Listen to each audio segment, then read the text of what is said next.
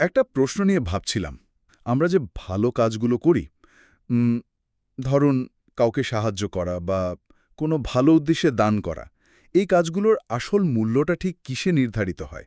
কাজটা নিজে কতটা বড় তার ওপর, নাকি মানে এর পেছনের বিশ্বাস বা নিয়তের ওপর? প্রশ্নটা খুবই গুরুত্বপূর্ণ, কারণ আমরা প্রায় এমন কথা শুনি যে আমি তো কারো ক্ষতি করি না, আমার মন পরিষ্কার। এই ধারণাটা কিন্তু সমাজে বেশ প্রচলিত। কিন্তু এই ভালো কাজের স্বীকৃতি বা পুরস্কারের ভিত্তিটা আসলে কি, সেটা নিয়ে আমরা হয়তো ততটা গভীরভাবে ভাবি না। ঠিক তাই। আর এই কর্ম আর বিশ্বাসের যে জটিল সম্পর্কটা, সেটাকেই খুব স্পষ্টভাবে ব্যাখ্যা করে এমন একটা ভার্স নিয়েই আমাদের আজকের আলোচনা। আমাদের লক্ষ্য হলো এটা বোঝা যে কেন বিশ্বাস বা ঈমানকে যে কোনো কাজের পূর্বশর্ত হিসেবে দেখা হয়। হুম। আর ঈমান ছাড়া ভালো কাজ করলে তার শেষ পরিণতিটা ঠিক কি হতে পারে। চলুন এই বিষয়টার গভীরে যাওয়া যাক। অবশ্যই, শুরু করা যাক। আমাদের আজকের আলোচনার কেন্দ্রে আছে সূরা আল ইমরানের ২২ নম্বর ভার্স। আউযুবিল্লাহি মিনাশ শাইতানির রাজিম।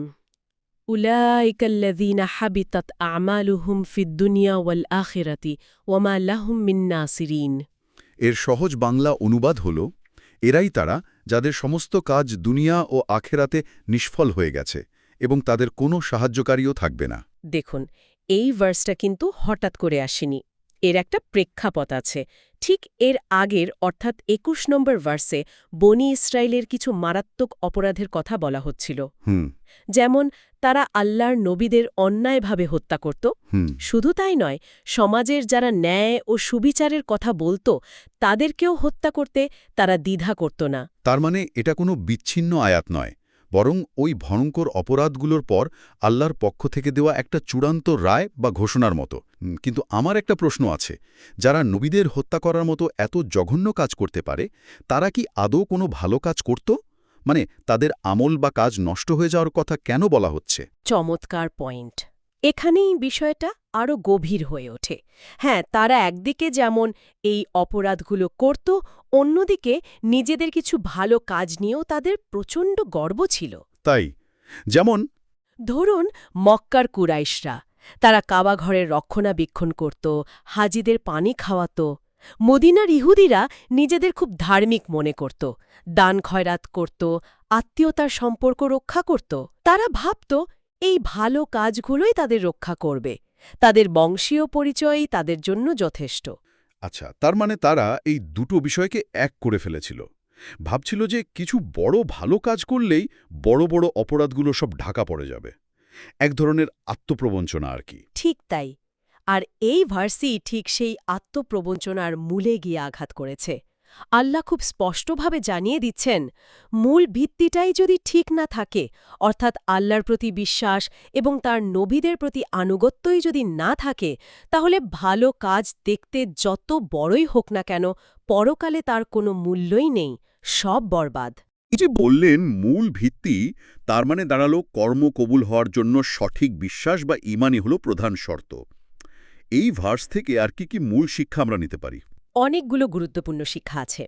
প্রথমত, সত্যের ধারক মানে নবী এবং ন্যায়নিষ্ঠ মানুষদের বিরোধিতা করার পরিণতি কতটা ভয়ঙ্কর হতে পারে তার একটা চিত্র এখানে তুলে ধরা হয়েছে।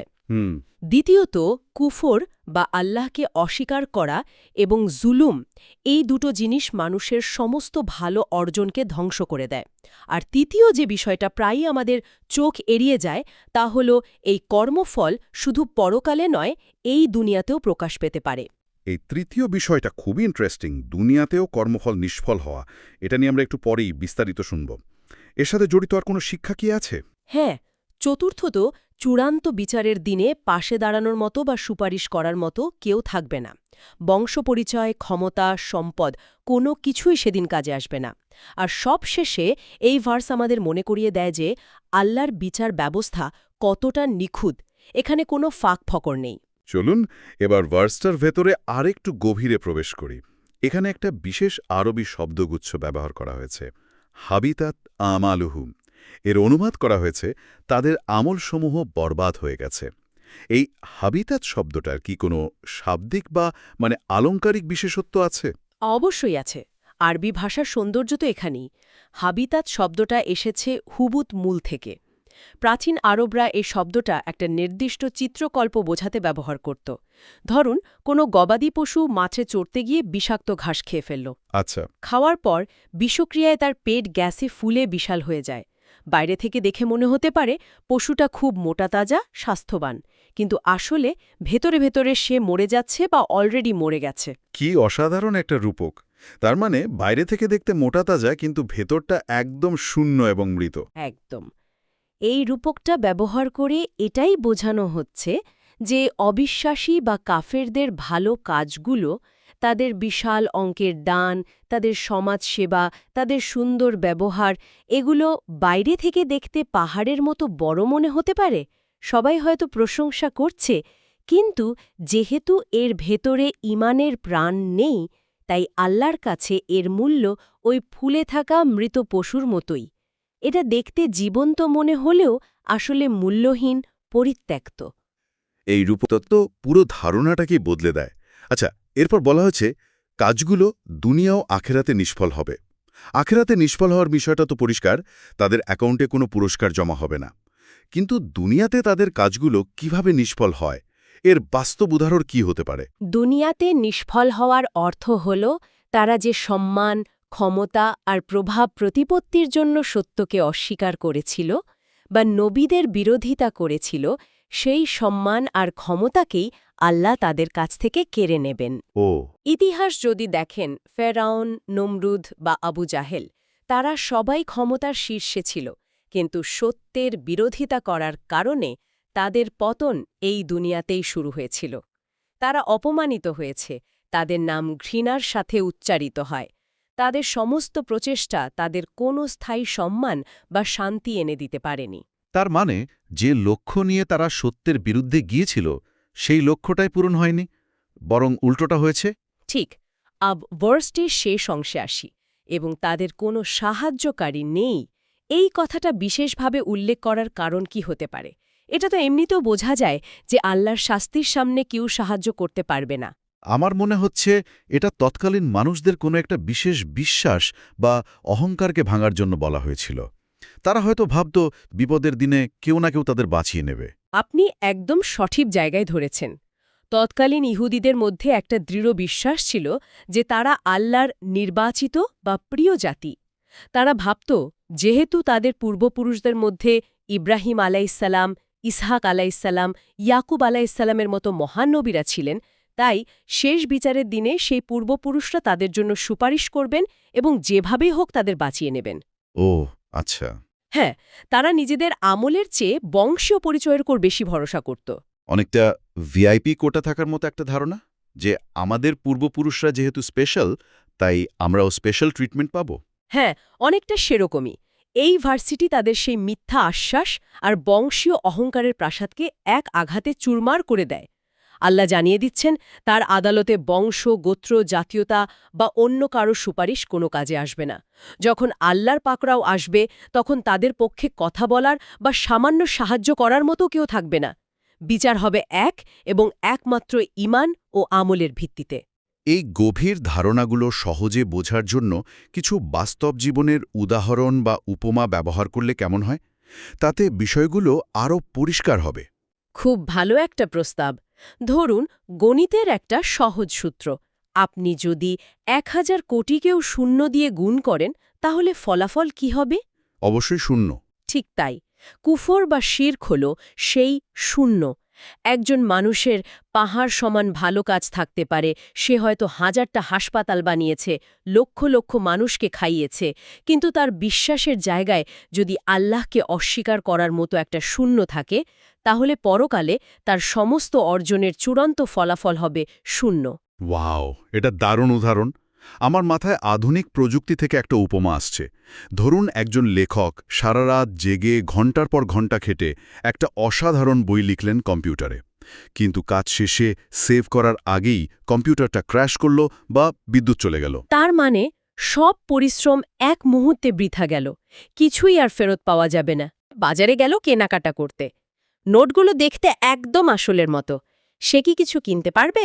না, উল্টো দোকানদার তাকে ধরিয়ে দেবে, ধরা পড়লে তার জন্য শাস্তি অপেক্ষা করছে। ঠিক তাই। মানে আল্লাহর ব্যাংকে এই কারেন্সি চলবে না, বরং ধরা খেলে বিপদ। একদম।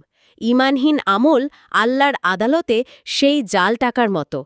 বাইরে থেকে দেখতে আসল মনে হলেও এর কোনো বিনিময় মূল্য নেই, বরং আল্লাহর সার্বভৌমত্ব অর্থাৎ তৌহিদকে অস্বীকার করার মতো গুরুতর অপরাধের জন্য তা শাস্তির কারণ হতে পারে। এই বিষয়টাকে যদি আরেকটু বাস্তবসম্মত পরিস্থিতিতে দেখি, যেমন একজন নাস্তিক বা অমুসলিম ব্যক্তি যিনি হয়তো সারা জীবন মানুষের সেবা করেছেন, অনেক ভালো কাজ করেছেন যা সমাজকে উপকৃত করেছে, তার এই কাজগুলোর পরিণতি কি? এই ভার্সন অনুযায়ী তাদের এই ভালো কাজের পুরস্কার তারা এই দুনিয়াতেই পেয়ে যাবে।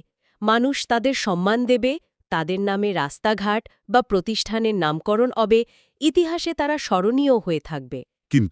কিন্তু যেহেতু এই কাজের পেছনে আল্লাহর প্রতি বিশ্বাস বা তার সন্তুষ্টির উদ্দেশ্য ছিল না, তাই পরকালের জন্য তাদের কোনো ব্যালেন্স জমা হবে না। ব্যাপারটা এমন নয় যে তাদের ভালো কাজকে ছোট করা হচ্ছে, বরং পুরস্কার দেওয়ার জায়গাটা নির্দিষ্ট করে দেওয়া হচ্ছে। একদম ঠিক। দুনিয়ার কাজের পুরস্কার দুনিয়াতেই শেষ। আরেকটি উদাহরণ ক্ষমতার প্রেক্ষাপট থেকে দেওয়া যায়। ইতিহাসে এমন অনেক শাসক বা প্রভাবশালী গোষ্ঠীর কথা আমরা জানি যারা ক্ষমতার দম্ভে সত্যবাদী, জ্ঞানীগুণী বা ন্যায়নিষ্ঠ মানুষদের ওপর জুলুম করেছে, তাদের অপমান করেছে বা হত্যা করেছে। ইতিহাস সাক্ষী, তাদের অনেকেরই শেষ জীবনটা কেটেছে অত্যন্ত দুর্দশা আর অপমানের মধ্য দিয়ে। যখন তাদের পতন ঘনিয়ে এসেছে, তখন তাদের চাটুকার বা ক্ষমতাধর বন্ধুরা কেউ পাশে দাঁড়ায়নি। এই ভার্সের শেষ অংশ তাদের কোনো সাহায্যকারী নেই, যেন ইতিহাসের পাতায় বারবার সত্যি হয়ে ফিরে আসে। এই যে পতনের কথা বলছেন, এটা প্রায় একটা যৌক্তিক পরিণতির মতো শোনাচ্ছে, যেন একটা শর্ত পূরণ না হলে পুরো সমীকরণটাই ধসে পড়ে। যুক্তির জগতেও তো এমন ধারণা আছে, তাই না? আপনি খুব গুরুত্বপূর্ণ একটা দিকে ইঙ্গিত করেছেন। হ্যাঁ, যুক্তিবিদ্যায় একটা ধারণা আছে যাকে বলা হয় নেসেসারি কন্ডিশন বা অপরিহার্য শর্ত। যেমন ধরুন, আগুন জ্বলার জন্য অনেক কিছু লাগতে পারে, কাঠ, কাগজ, তাপ। কিন্তু অক্সিজেন হল এর জন্য একটি নেসেসারি কন্ডিশন। অক্সিজেন ছাড়া আগুন জ্বলা অসম্ভব, আপনি যাই করুন না কেন। তাহলে এখানে ঈমান হলো সেই অপরিহার্য শর্ত বা নেসেসারি কন্ডিশন। একদম। আল্লাহর কাছে কোনো ভালো কাজ গৃহীত হওয়া বা কবুল হওয়ার জন্য ঈমান হল সেই অপরিহার্য শর্ত। যদি এই প্রধান শর্তই অনুপস্থিত থাকে, তাহলে বাকি সব আয়োজন, সমস্ত প্রচেষ্টা যৌক্তিকভাবেই বাতিল হয়ে যায়। এর মধ্যে কোনো অবিচার নেই, এটা একটা যৌক্তিক পরিণতি। এ বিষয়টার একটা মনস্তাত্ত্বিক দিকও তো আছে।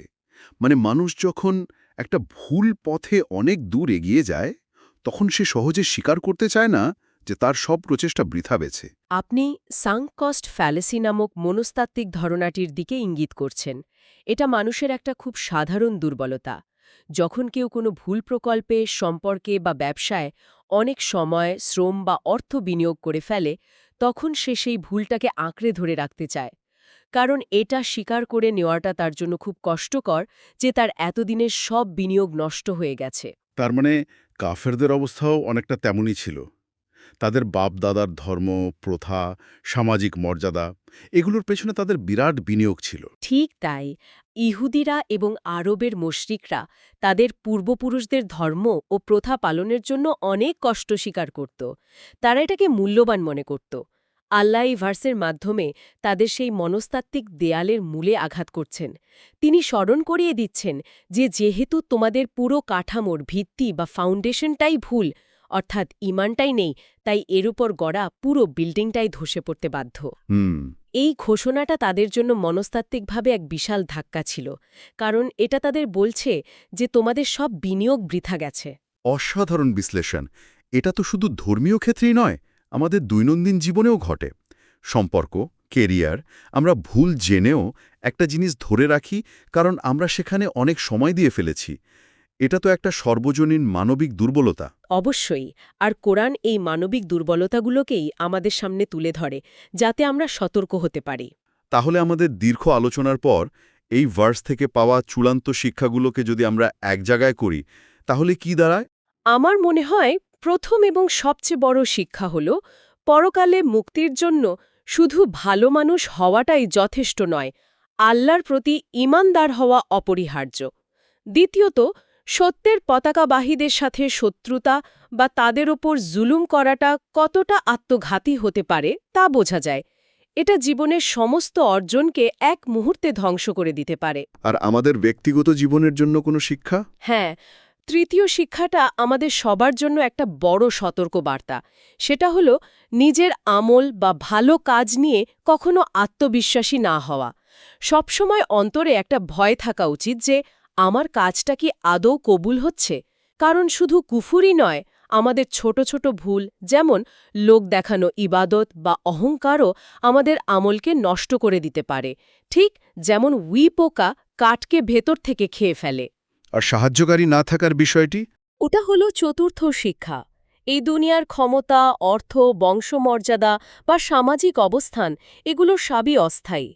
বিপদের দিনে বা আল্লাহর বিচারের সামনে এগুলোর কোনোটিই সাহায্যকারী হিসেবে আসবে না। একমাত্র আশ্রয় হলেন আল্লাহ। আর পঞ্চম শিক্ষা হল আল্লাহর বিচার ব্যবস্থার প্রতি আস্থা রাখা। তার বিচার নিখুঁত এবং ন্যায়সঙ্গত।